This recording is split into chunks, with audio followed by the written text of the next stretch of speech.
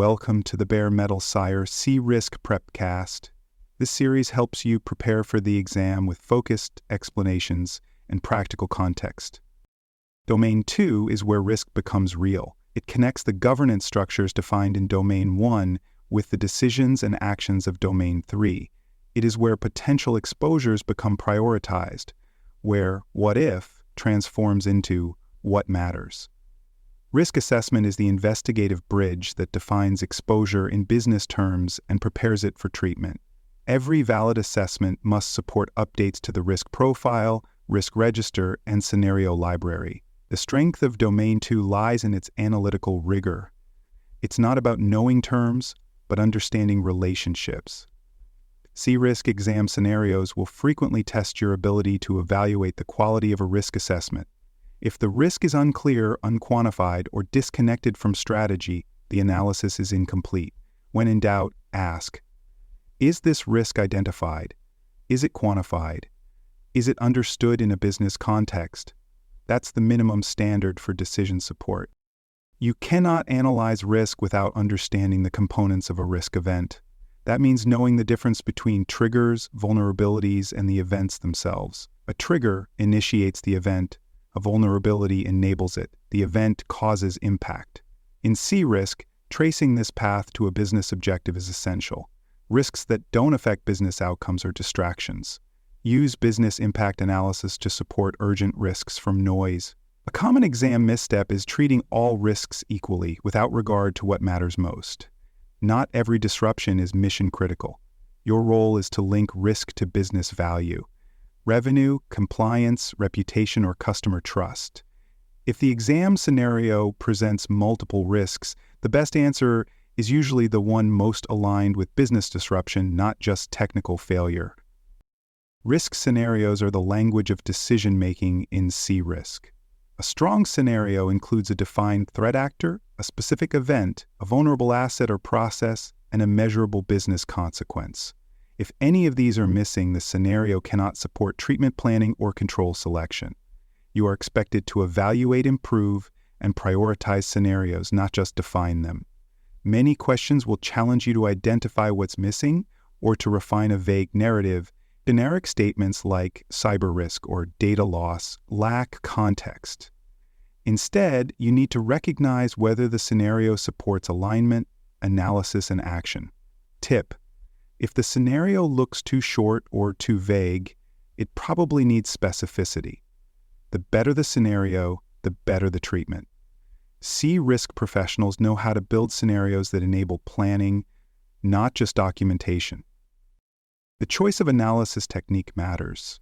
Qualitative risk analysis uses categories like high, medium, or low, and is fast, flexible, and suitable for early-stage assessments. Quantitative analysis uses numbers, typically financial metrics or event probabilities, to provide precise modeling and enable cost-benefit analysis. Semi-quantitative models use scoring scales to reduce subjectivity without requiring full modeling. Match your method to the audience and the need. Executives may prefer scenarios with financial estimates. Operational teams may prefer heat maps or scorecards. On the CRISC exam, don't focus on mathematical steps. Instead, expect to choose methods based on the decision context. The correct answer supports the organization's maturity, risk appetite, and available data. Choosing the wrong method doesn't just waste time, it may mislead stakeholders. For more cyber-related content and books, please check out cyberauthor.me. Also, there are other podcasts on cybersecurity and more at baremetalcyber.com. Understanding inherent versus residual risk is non-negotiable. Inherent risk is the exposure before controls. Residual risk is what remains after mitigation. Good controls reduce risk measurably. Weak or outdated controls do not. Risk register entries should show both risk levels and explain how residual risk is being monitored or treated. Never assume residual risk is low simply because controls exist. Controls must be validated and mapped to real conditions. On the exam, many errors stem from misunderstanding this relationship. For example, if the residual risk is labeled low, but the threat remains active and the controls have failed before, the risk is probably underestimated. The best answers reflect control effectiveness and governance alignment, not assumptions. The risk register and the risk profile are core tools of Domain 2. Registers track individual risks. Profiles summarize the broader exposure picture. Each entry must include fields such as owner, status, treatment strategy, and KRIs. Registers must be updated regularly to reflect changes in controls, threat activity, or business objectives. Profiles must highlight where tolerance is exceeded or risk is concentrated in a specific area. On the exam, register-based questions will test your ability to interpret fields, identify gaps, and suggest follow-up. Choose answers that improve clarity, support decision-making, and strengthen escalation pathways. A stale or incomplete register is more than a governance flaw. It is a systemic failure of visibility. CRISC professionals are expected to treat the register as a live intelligence tool, not a filing cabinet. You will encounter many exam questions that involve threats, vulnerabilities, and control weaknesses. Know this structure. A threat is the actor or force, a vulnerability is the passive weakness, and a control deficiency is the failure to block or mitigate. A good risk assessment distinguishes these clearly. It also includes root cause analysis, asking why a control failed or why a vulnerability was unaddressed. CRISC professionals do not stop at the surface. They recommend prevention through structured diagnosis. When a scenario mentions repeated failures or similar incidents, assume the root cause was not addressed. The correct answer will usually initiate a deeper review, update the treatment plan, or rescore the risk. CRISC success comes from fixing the condition, not just the symptom. Business impact analysis is not just a Domain 1 or Domain 4 concept. It is a critical multiplier in Domain 2. BIA defines what matters, how long systems can be down, and how much data loss is tolerable. It provides recovery time objectives, recovery point objectives, and criticality rankings. These are not theoretical. They are the inputs you use to score risk. Without BIA, your impact analysis is just an estimate. With BIA, it becomes defensible. BIA is also how you determine whether a control is strong enough for the risk it addresses.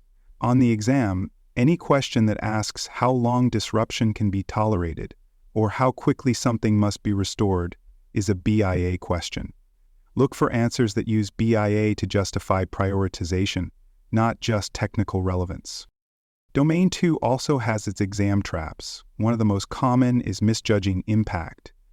Don't pick the risk that sounds technical or scary, pick the one that actually affects business value. Another trap is over-prioritizing frequency.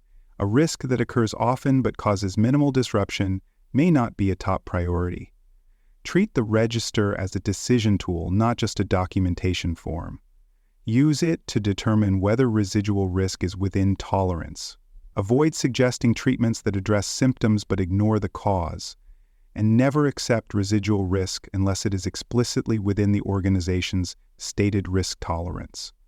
On the exam, these traps often appear subtly. Read slowly, look for evidence, think before choosing. To wrap up Domain 2, here's your final strategy. Read every question carefully. Ask whether it is testing identification, analysis, or recommendation. Practice role mirroring. Are you acting as a risk assessor, a process owner, a risk advisor? Choose the answer that fits that perspective. Eliminate vague or incomplete options. Prioritize answers that enable visibility, drive decisions, or reflect business priorities. Most importantly, remember that CRISC professionals do more than assess risk. They help organizations make better decisions.